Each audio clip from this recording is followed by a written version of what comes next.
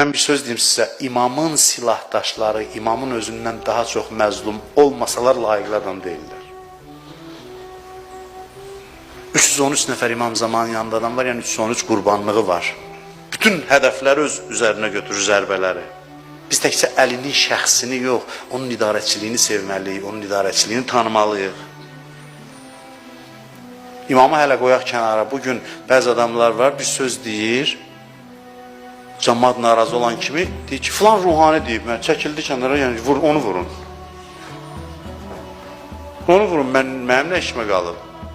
Bir də var, deyə özü məntiqlə onu müdafiə eləyə, faktiki olaraq o zərbədən onu qoruya.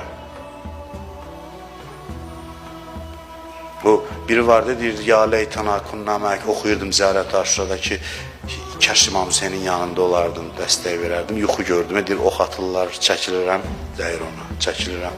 Cəmaatın çoxu belə deyir, nəyimə lazımdır? Bir həddə qədər imamın yanında. Bu da başlayır, özü meydana girir, meydana girib, tək başına bir adam ədalət icra eləsə necə olar? Düşmənçiliyi, hamısı kin ona yönələr, nifrət ona yönələr. Özü yüngül olar, əstəğfurullah, zəifləyər, hər sözü özü danışmağa məcbur olar.